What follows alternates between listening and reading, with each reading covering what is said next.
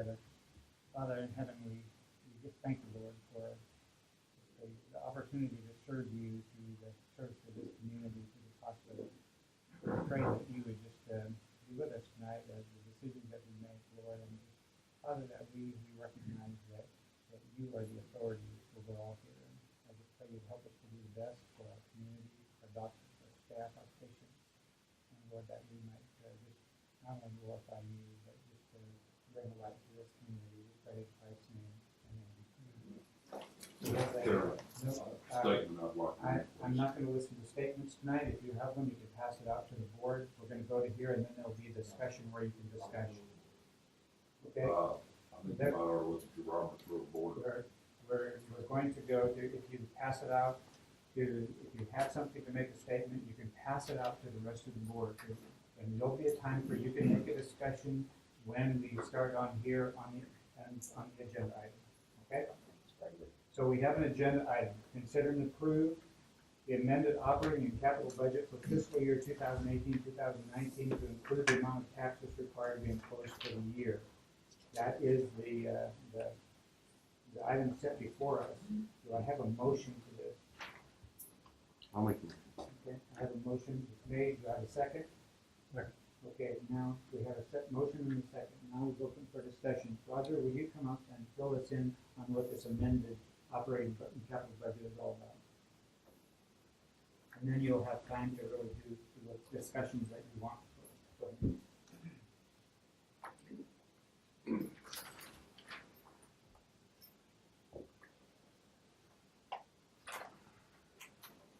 I'm a little bit at a loss as far as not having been here for the last board meeting, so I'm not exactly sure what the questions or what the issues were, other than the initial budget that was submitted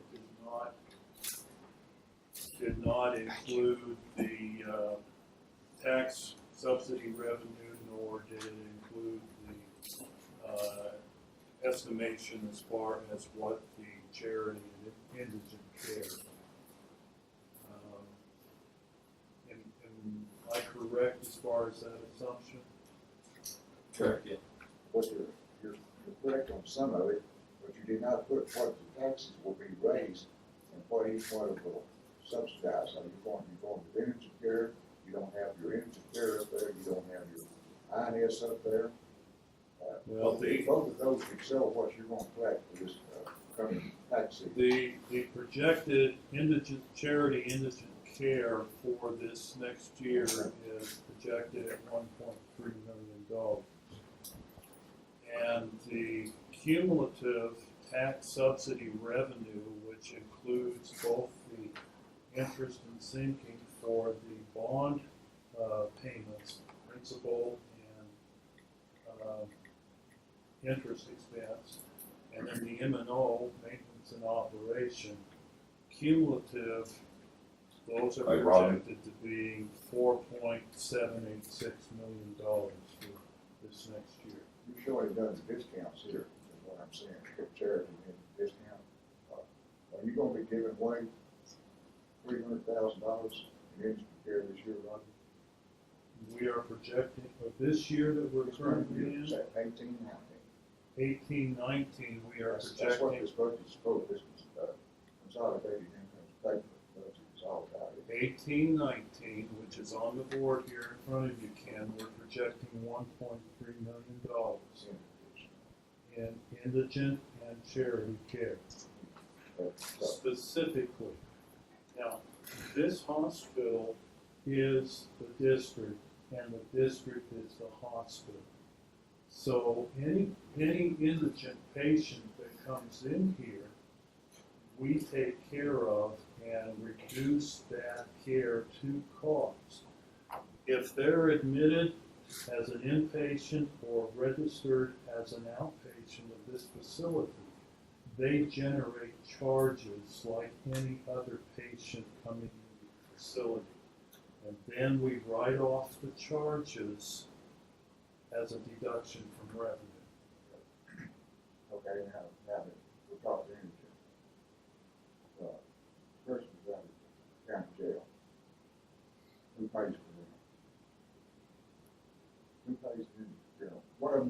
has to come here, who's gonna pay for it? Ken, I don't know that answer. I can answer that. We were told that this hospital is picking that cost up.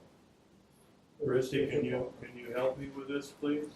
I'm If they sorry. meet the qualification for indigent health care, then yes, we do pay. If they are not a hospital district resident, then it is the county jail's responsibility to pay that bill. So if they're not a resident of this county, the county Hospital has to pay district. it. Hospital district. The county has to pick it, we'll pick Yes. that up. So how much did we spend? Well, you told me back in August that we spent $162,000. And now you're showing we're going to write off $1,300,000 next year? That is more than just the jail, Ken. That is the entire District. indigent program. The entire district, okay, what consists of the entire indigent program? Any indigent patient that does not have the ability to pay his bill and meets certain criteria that the board has established in the past is determined as an indigent patient. So you're saying that somebody comes in from Oklahoma City, No, they are not a resident of this so district, of this county. are you gonna kick them out? It all depends on what service that they're here for. If they come in through the emergency room, chances are very good that we will take full care of them. So if that's, if you're gonna take, chances are you take full care of them, who are you gonna bill?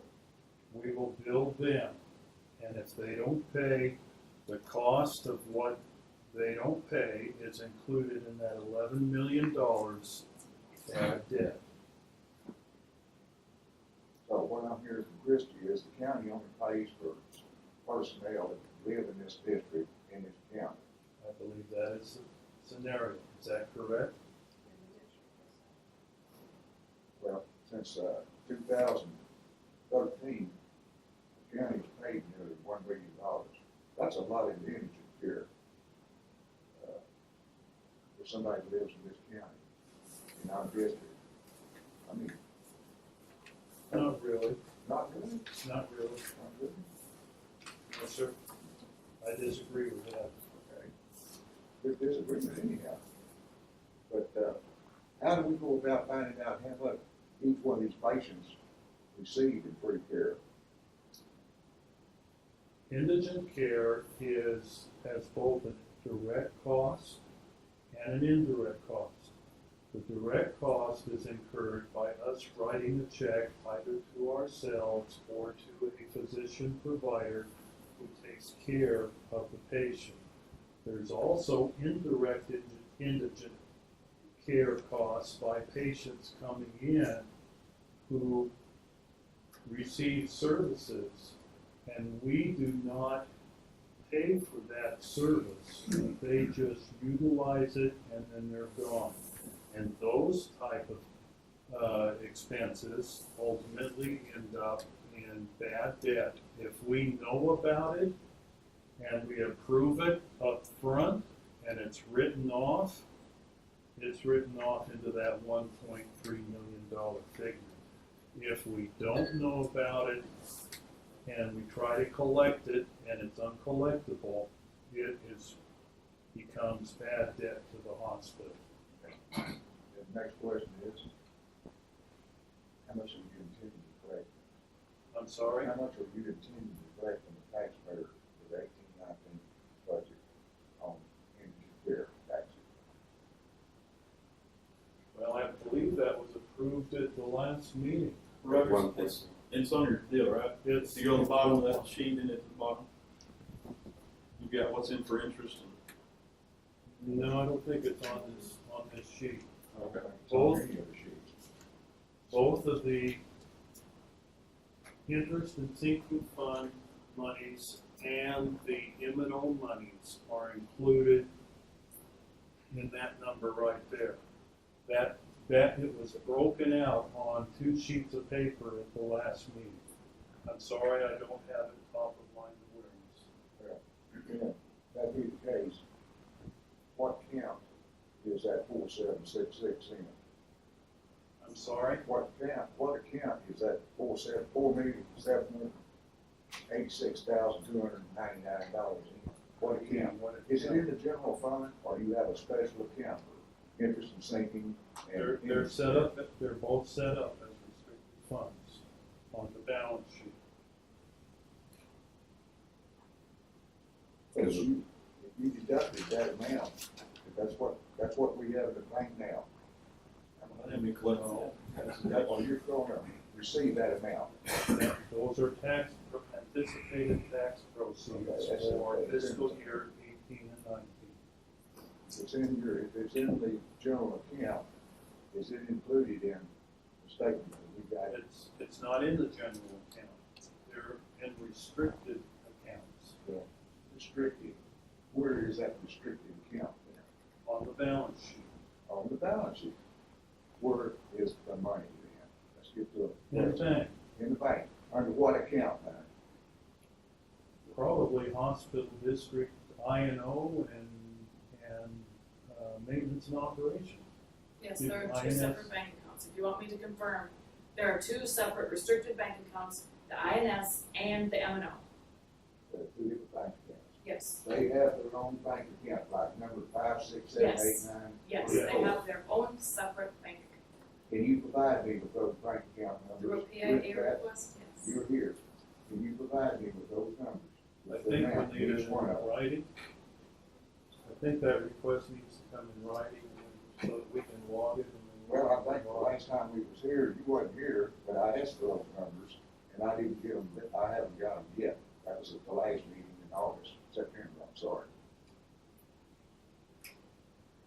Roger, on your, for where it says fiscal year 2018 projected consolidated, that's, under there, you've got $1 million indigent care that we had budgeted for last year, correct? Well, that is projected for this year. Right. As far as what it's going to end up for fiscal year ending September 30, 2018. And you guys were pretty close to that number, do you know, or how, what have we spent on that? It's a little bit under that. The last 2 years, what I've seen figures was under 300,000 on indigent care. That may be as far as the amount of checks that were actually written. But again, Jimmy, I can't respond to last year other than 2017. So when I say checks written, that goes back to the fact that we pay ourselves, we basically do a write-off. So you're not writing a check to ourselves, right? So the checks, the 300,000 checks written are to For part of it, outside I believe vendors. that we write a check to ourselves. For part of it, and the checks that are written are at Medicaid rates, 21%. okay, 21%. So the 79% is still being adjusted off to deductions from revenue. Because it's in restricted funds, it has to be a transfer between two different accounts, because it's not in the operations. It's in the restricted accounts. And the monies have to be transferred from the restricted account to the operating fund to cover the amount of monies that were credited to the patient's account. In your opinion, the funds we're collecting for indigent care, for the budget for next year, operating expenses, cash-wise, however it is, are you comfortable with what we're collecting? Do you think we're collecting too much? You think they're going to be right at it? What's your opinion on? I'll give you an abbreviated schedule so you can see what I'm seeing. 2017, we spent $212,348.08 on indigent care. In 2018, we spent $291,495.84 on indigent care. If that's the case, that's under $300,000 a year. If we're spending $300,000 a year on indigent care, why are we asking for $1.3 million? That's 4 times the amount of money that we're spending the last couple of years on indigent care. It's kind of like our fire department the other day got a bill in the mail for $14,000.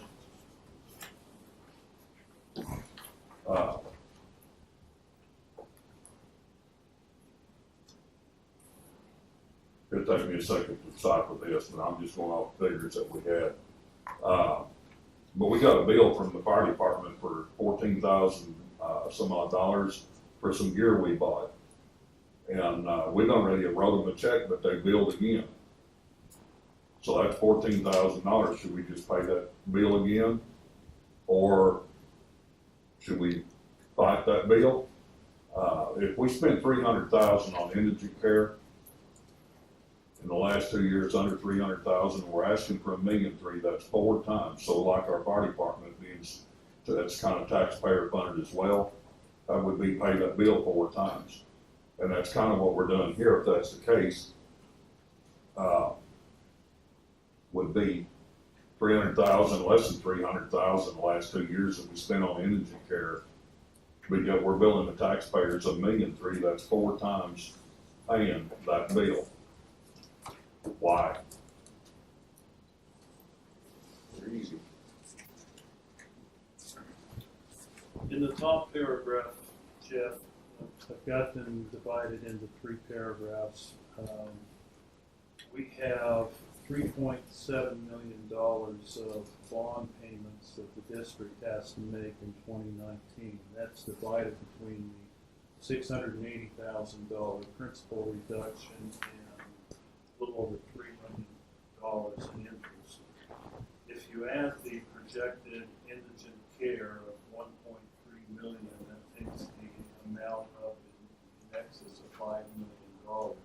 Now, for ease of presentation and discussion, 4.786 million, we're talking about, comes right off the budget right here. Those are the anticipated secondary property tax monies that are going to be collected. So that means that our expenses that we are projecting for next year are greater than the taxes by about $250,000. So the difference will probably have to come out of the restricted M&O account balance that we currently have on the balance sheet. Now, there was a question as far as how to tie the bond interest expense to the budget. As of September 30th, again, we're still closing the month. We're 3 business days into the close, but we do have some numbers that are already pulled together. We have accrued interest payable on the balance sheet now of about a little over $1 million, $1,035,000. And we will have additional interest expense recorded throughout the 2018-2019 year of a little bit over $2 million, so that we have adequate interest expense accrued of the $3 million that comes from the top paragraph. The 3rd paragraph, as far as the budgeted interest expense, we have, again, taking the bond interest expense for 2018-2019 of $2 million and then recording the additional interest expense for 45 days remaining in the fiscal year 2018 and 19, plus the $21,000 of capital lease interest expense. That is where the $2.251 million of interest expense comes from, that is found right there on that line. So 2.23 is related to the bonds, and $21,000 is related to the capital leases that are on the balance sheet. Okay, so does that address the issue as far as interest and expense and principal and interest payable? From what I understand, all we're paying on these bonds is just the interest. We're not making no payment on the bond. That is incorrect, Jim.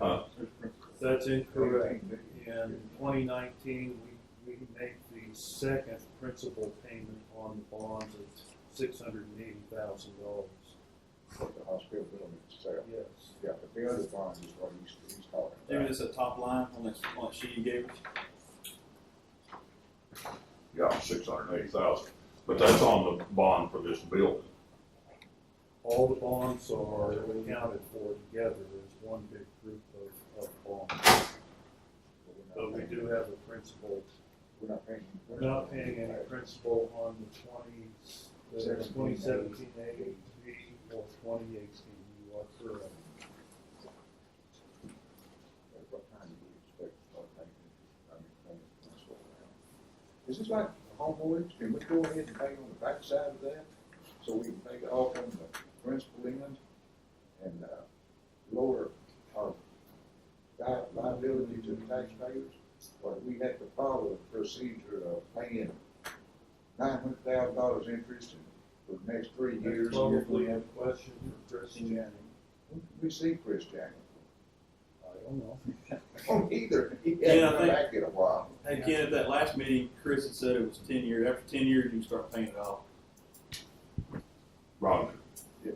When you add the interest in the 680,000, you're coming close to $3 million. 3.7. 680, Yeah, if we're paying on the principal plus the interest, you're coming up with 3.7. Mhm. Come here.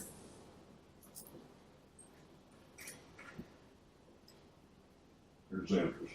I just put 251 plus 680. No, it's not the 251. There's the Well, that's interest. the interest. What you're showing there. There's the interest that we're going to have to pay associated with the principal. Okay, well, it's just a different number than there. Here is the interest expense that is being incurred during the fiscal year of 2018 and 2019. But there's already interest expense on the balance sheet that has been accrued. Even right now, we're having to accrue interest because we already have their monies. So that's a operating expense that we have to record each month. Okay. I just was looking there where you're showing the interest versus 680,000 that was in that,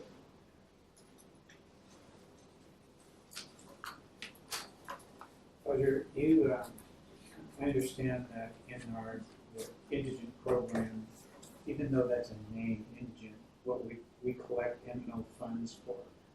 Would you describe for the board that indigent group? What is that group? Because there's more, I know that you have part of that, it's just not that 1.3 million. It's also part of the bad debt, what's coming there, the catastrophic care, the ones that have to go in that. And I want to answer a question because Jimmy asked here that we show that last year we only spent like $300-some thousand On in indigent care. indigent care. But that's a line of up there of indigent care, but there was obviously other things that was spent that really took care of all that money, correct? That is Would you correct. explain what that is? Well, Andy, as we were discussing earlier, the indigent, not all indigent care is visible. We do not write a check to ourselves or to other third parties for all the indigent care that is provided here at this hospital. When a patient, for example, when a patient comes into the emergency room, we do not screen or qualify patients as to their level of income and whether they are by definition, they fall within the federal income guidelines as an indigent patient, or if they are a patient who does not have health insurance by design. Regardless, we are taking care of that patient. but we don't know at that time, because the patient presents to the emergency room, we're required by EMTALA to provide primary care. So we do indigent care at this facility unknowingly. Does that make sense? Andy, this is Kevin. Can I add something to that discussion? Yes. So, and I think Roger's doing a good job on laying this out, but that number that Jimmy's referring to, those are the people who would qualify for indigent payments under the Indigent Healthcare and Treatment Act. And that is actually a very small group of the number of people who come into the hospital who are actually true charity indigent patients. But because they qualify under the Indigent Healthcare and Treatment Act, you're allowed to actually write a check to yourself for those people because they're qualified. But in addition to that, you have, as Roger already said, you have a large number of people that either come in through the emergency room or even are admitted by a physician who have no way at all to pay their bill. They're completely a charity patient, and the hospital actually qualifies and categorizes them as charity patients. And that's a much larger group and a much larger number than those people who would qualify under the Indigent Healthcare and Treatment Act, which is the smaller number that Jimmy mentioned. And together, those two groups are what makes up your total cost. So do we track that portion? I'm assuming we track it somehow, or is it somehow, how do we know it? We have no mechanism. Yeah, can I just say, you and Roger can add to this, but you have to track it. And the reason you have to track the charity piece is that the state requires you to report the charity piece because the state will pay you back some of that through that uncompensated care fund that the state pays you back. But you have to be able to give the state those numbers. That's the visible piece. That's the piece that is tangible. And Christy gets involved in that. Ruth gets involved in it. County, Jolene and Allison get involved in it. But it's the other piece that when patients present and they might qualify for charity, but they never apply for charity, that's the invisible piece that ultimately ends up down here in the bad, on the right line here, in the bad debts. Those are charges that have not been paid for whatever reason. That still don't get from 300,000 that we're spending to $1 million. Where's the $1 million? Jimmy, I can't get you there tonight. I'm sorry, I cannot answer that question to your satisfaction. It appears that we're spending 300,000, but yet we're needing $1.3 million. Where's the $1 million? But Jimmy, we're actually spending more than what. We're actually spending Well, you're writing off the bad debt. I understand that. That's 11 million. But if we're showing that we spent 300,000,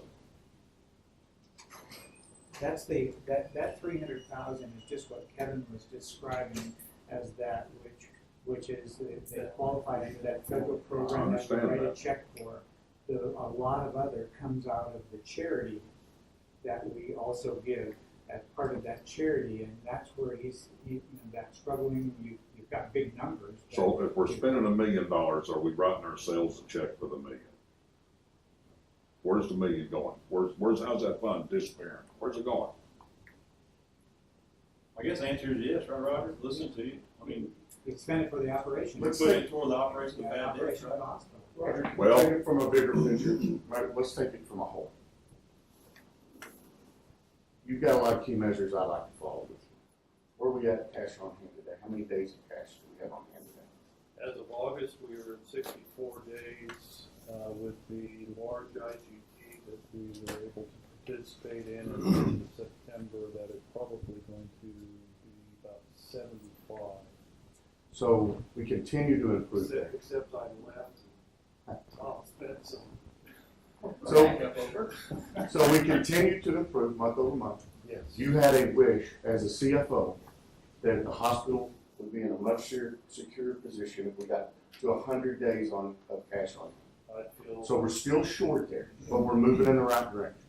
So when I look at this budget and this proposed budget for next year, I'd like to know that Roger feels good, that we're gonna continue those improvements of reach that goal. And next year, when we start to look at this budget again, we can start looking at the potential breaks we can give the taxpayers. But we're still in bankruptcy. It wasn't that far in our past that we had our hand out for loans just to make payroll. To get this on solid footing and to get the cash where we need it, where Roger's comfortable, this is the budget you would like to see passed so that we can meet these goals maybe by the end of this fiscal year. And we may not do that 1.3 million in charity. But, we haven't done, Jimmy, we have not done as much charity this year as we should have. I understand, but, that still don't really answer my question. And another thing too, we keep calling the maintenance and operation. This hospital district has never voted in a maintenance and operation tax. We have an indigent tax.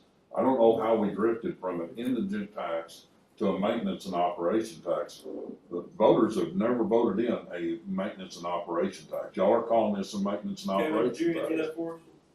Sure, well, I honestly, I don't know what they've called it in the past, but the tax code allows it to be a maintenance and operations tax. It's possible in the past they called it the wrong name, I don't know that. But there's two pieces to the tax. It's the INS, the interest and sinking fund piece, and the M&O piece, and that's what the tax code allows you to do. Now, so they may have just called the M&O piece indigent in the past. Well, it should be indigent because from what I understand, that's all we're allowed to charge is indigent tax, not a maintenance and operation tax because it's never been voted in by the voters. Yeah, no, Jimmy, that's not correct. The tax code very specifically allows hospital districts to charge an INS and an M&O.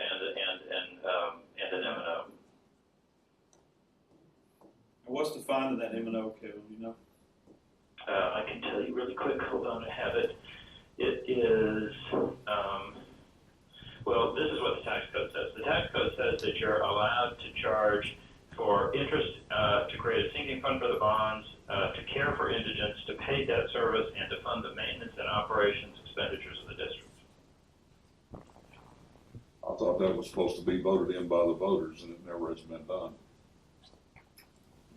Well, actually, when the voters created the district, the creation of the district itself allows the district to levy the tax. And the tax code provides for you know, the trouble in this is you have to read both the tax code and the enabling legislation together, and together they allow you to charge the INS and the M&O. Can we expend funds out of the INS, not the INS, but indigent care for anything other than indigent care, Kevin?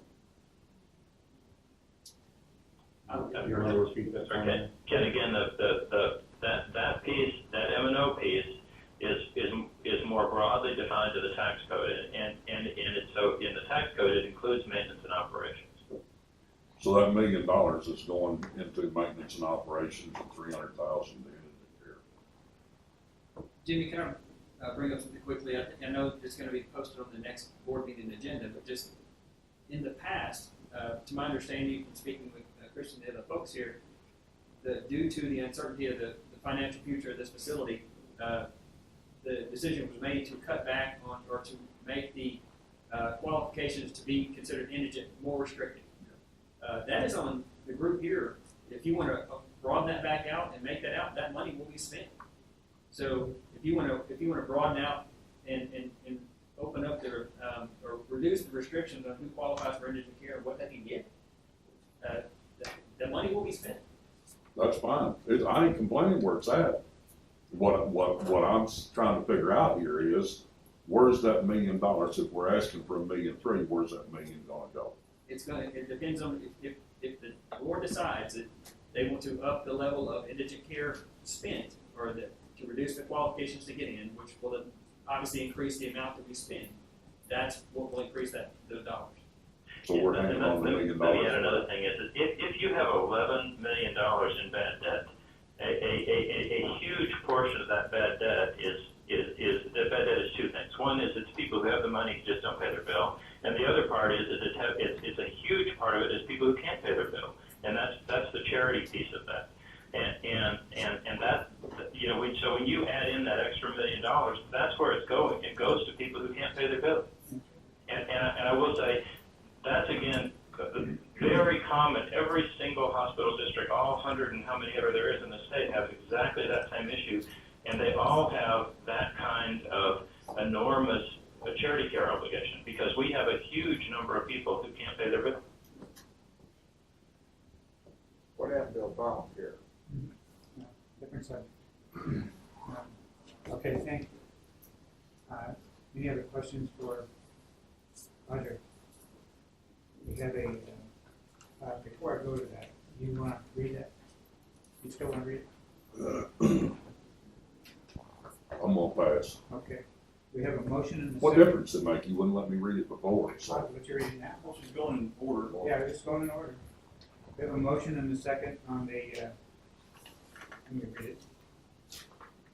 Approve the amended operation and capital budget for fiscal year, operating and capital budget for fiscal year 2018-2019 to include the amount of taxes required to impose for this year. All in favor of that, say aye. Aye. All opposed, same sign. We have opposed, Opposed. two opposed. Okay. Do I have a motion to adjourn? I've got a question first. Okay. Are you gonna let me read a statement before the meeting next time, or at the beginning of the meeting? Will you pass it out to the board members? That'll be fine. Okay, pass it out to the board members, and if it needs to be put on an agenda, we'll do it. And I will. Well, I'm talking about, I'm gonna rewrite what I got. Do you want to pass it out to the board members before? And so it can be put in. I will send it to them an email. Okay. If you would do that, you can send it out to the board members.